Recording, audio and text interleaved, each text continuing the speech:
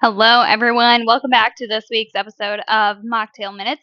This is Bailey, and it's just me. It's just me this week. I was like, let me wait for Brianna. No, it's just me. We're doing a solo episode. Brianna's out of town, so I hope she's having a great time. But we are going to do a part 2 of labs. I am drinking another Poppy, doing the Poppy prebiotic soda. It's the cream soda. I don't think I've actually had this flavor, but it's good because it reminds me of like a root beer float without the root beer taste. It's like a spicy ice cream, I guess you could say. I don't know. Really like the cream soda for the Poppy. So that is what I am sipping on today. And like I said, we're going to dive into part 2. I think we're going to do like a 3-part lab series. So that way you can really start to understand like what these numbers could mean. Now, another disclaimer, what I talk about in this episode or what we talk about in these episodes, all of them really in general, these are for education purposes only. This is not to go diagnose yourself with diabetes or kidney disease or thyroid issues, nothing like that. This is just to kind of give you information so you feel more empowered to ask questions and you just get a better understanding of, okay, what's going on here.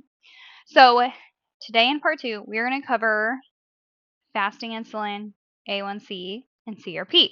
These are all markers we'd like to do in addition to the fasting glucose to kind of give us a better picture of what's going on, especially when we have blood sugar in question. So we talked a little bit about fasting glucose last time. Fasting glucose is just a little review. It's a direct measurement of the sugar in your blood after not eating. That's the fasting part.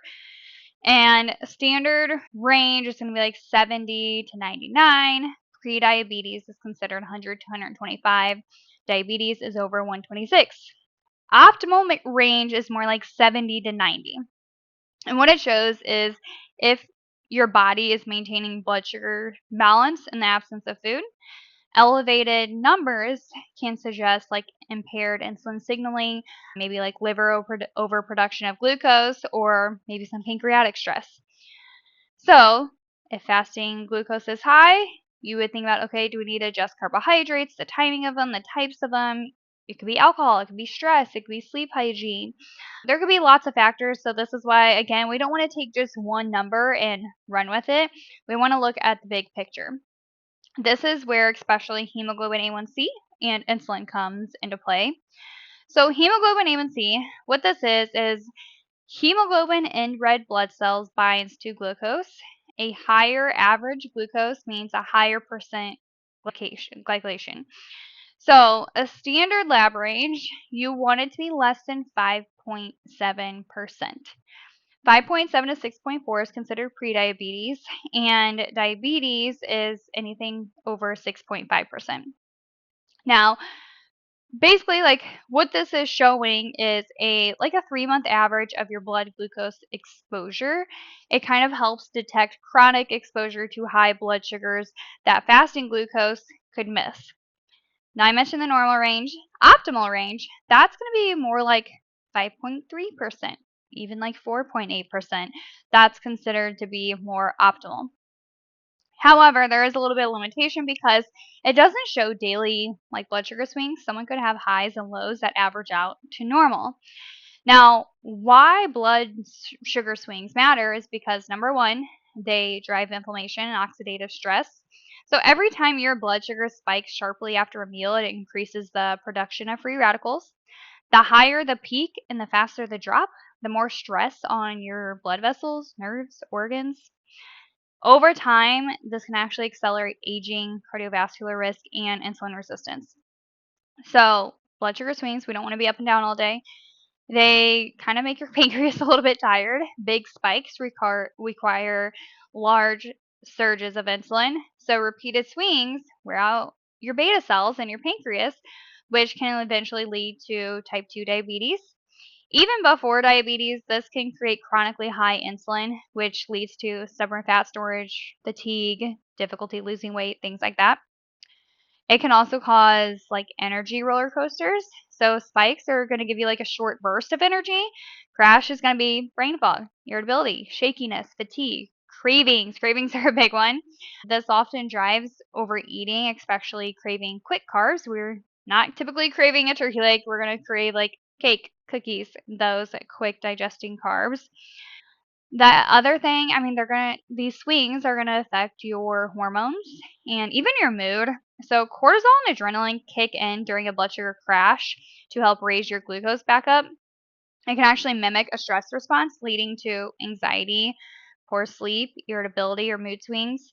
So for women, swings can worsen even like PMS symptoms or perimenopause symptoms. Blood sugar instability interacts with estrogen and progesterone. So there's so many things that go along with blood sugar. A lot of times we are conditioned to think about this just in terms of diabetes, but I mean it's affecting a lot of things. Our energy, our weight, our mood, our hormones. There's so many pieces that go into blood sugar balance. And this is why we like to teach this to everyone is how to balance your blood sugar more. It's not just if you have diabetes, it's if you're having cravings, if you're having weight loss resistance, if you're having thyroid issues, if you have PCOS, so many different conditions can be well managed, or you just improve your quality of life just by having better blood sugar control. Having these swings also does increase that cardiometabolic risk, even if your A1c is normal. So studies show that glycemic variability, which is like the ups and downs, how high you go up, how low you go down, I guess, is an independent factor for heart disease, retinopathy, so like eye damage, nerve damage, cognitive decline. Two people could have the same like A1c, but one who has like larger swings has a much higher long-term risk. Now, thinking like practical implications of this, recognizing blood sugar swings allows for more earlier intervention before fasting glucose and A1c look bad, quote unquote bad. This is why I like to use CGMs. I think they give really valuable data and help us kind of target here are some things you need to change up and can let us know, okay, are we pairing carbs with enough protein and fat? Are we getting high fiber carbs? Do we need to be getting more movement in? Do we need to prioritize more low glycemic carbs? Do we need to focus on stress or sleep? All these things we can kind of look at based on blood sugar swings. Now, when thinking about A1C, so like a normal fasting glucose but an elevated A1C can suggest like hidden post meal spikes. So then we focus on maybe more like carb quality or pairing carbs better with that protein fat, maybe walking after meals. A low A1C, but like fatigue and hypoglycemia symptoms, this could be even like over restriction or adrenal issues. Now, the other one I like to get, fasting insulin. This is not one that is commonly ran. A1c is much more commonly ran. Fasting insulin, not so much, but it is a measure of how much insulin the pancreas is secreting to keep blood sugar in range without like any food present. So standard range, this is the interesting part, it's like 2 to 25. Optimal range is more like, honestly, under 10 is pretty good, but even like under 7, like 2 to 7 is more of an optimal range. And what it shows, so a high fasting insulin with normal glucose, this is like an early stage of insulin resistance. The pancreas is working maybe a little bit overtime to push sugar into your cells. Like you could also have a low fasting insulin with high glucose, so maybe the pancreas is failing, like late stage diabetes. When we're thinking about this, like if we have a high insulin but normal glucose, this calls for kind of like let's make your cells more insulin sensitive, like strength training, reducing refined carbs, improving sleep, stress. If we have a low insulin and high glucose, this is going to be more medical support, not just like lifestyle tweaks. If fasting insulin is already optimal, a protocol might lean more towards like maintenance versus aggressive change. So I really like to have this insulin number. You can predict diabetes like years, like 10 years sooner when you know what this insulin is doing, and you can stop it in its tracks before it develops into something more serious. And then the next one is CRP. I would even say that CRP is more commonly to have ran than a insulin. CRP is a protein made by the liver in response to inflammation. Now, we have HSCRP, which is high sensitive CRP. This is for like cardiovascular metabolic risk assessment. A standard CRP is used more for like acute infections. Standard lab range point, we want it below 3 milligrams per liter is considered a low risk for heart disease. Optimal, we want this number to be less than 1. What it is showing is systemic inflammation, so it's not specific to like one specific organ. And chronic inflammation worsens with insulin resistance, blood vessel damage, and fat storage. So an elevated CRP can explain why blood sugar, blood pressure, or cholesterol aren't improving despite doing everything right. So then we look at, okay, how do we dive into more like anti-inflammatory side of things? Maybe like if you have a high CRP, we're thinking, okay, do we need to look at ultra processed foods? Do we need to look at more omega 3s? Do we need to look at more gut health support, sleep quality, stress resilience, hidden infections, things like that? Now, if you have a normal CRP with high insulin or glucose, this could maybe indicate some metabolic dysfunction. It isn't primarily driven by inflammation. It's more purely like a lifestyle metabolic issue. So it gives, again, more data. So when we put this all together, all these labs, like I said today, focusing mainly like blood sugar labs I like to look at, we're going to dive into, I believe, like cholesterol panel and thyroid panel next time. This is kind of, here are some things to consider if you have concerns with your blood sugars. So glucose, it's going to be a single snapshot. A1c plus a glucose, so plus glucose is going to show short and long-term sugar balance.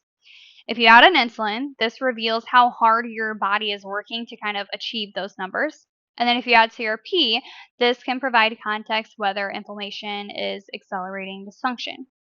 So having this combination, I always think the more data you can have, the better it is to be able to kind of change your approach. So, I mean, I went through a few, but yeah, like let's take fasting glucose. If it's high, we could look at evening behaviors. We could look at refined carbs or sugars, especially at dinner. We could look at adding morning exercise if that's an option. We could consider carb timing. Maybe you're not as insulin sensitive in the morning. If it's low, do we need to look at balancing protein, fiber, complex carbs in the morning? Do we need to adjust fasting or low carb protocols? Those are things you can consider there. I mean, insulin, for example, we really want to catch this insulin resistance so that way it does not progress to like type 2 diabetes and we're not requiring the pancreas to work overtime all the time. So if it's high, we really focus on, okay, strength training. Do we need to look at limiting, not like limiting, but focusing on your fasting period? Like how long are you going between meals or between like dinner and breakfast, especially? Like, do we need to reduce some snacking so we're not just having insulin kind of hanging out all day long? Do we also need to dive more into like specific nutrients like magnesium, potassium, chromium, like omega 3s can even make a difference. But looking at nutrition support as far as minerals, especially, do we need to make some adjustments there so that you are not as insulin resistant? CRP, like I mentioned, like if this is high, do we need to focus on more anti-inflammatory foods, reduce our ultra processed foods, prioritize sleep? But yeah, even addressing like even further gut health, especially. So there could be lots of adjustments to your protocols. Well, not lots, but there could be good quality adjustments to your protocols when you have a better picture of what's going on based on, okay, is glucose off, is insulin off, is A1c off, is CRP off, what's going on? So that way you can better target the dysfunctions, I would say. And you can start to make your body more insulin sensitive. You can start to bring down that A1c. You can lower your fasting glucose. You can bring down that CRP number and become less inflamed so that way you're not weight loss resistant. So many implications can kind of come with just having a better idea of what's going on with my pancreas, what's going on with my adrenal glands, what's my mineral status. So, valuable information. I hope this was helpful to understand kind of the fasting glucose and beyond, what else can go into blood sugars and what else to kind of look for. Like I said, next week we'll dive into thyroid and probably cholesterol. We're going to try and make it a 3-part series. If the episode gets too long, we'll do another one and make it a 4-part series. But like I said, we want this to be helpful, educational. Don't use this to diagnose yourself. This is just to kind of help you understand and be a little bit more empowered with your health and let you know, here's what this could be indicating. Here are kind of things that you can look towards for next steps. All right, everyone. Have a good rest of your day, and we will talk next week. Bye.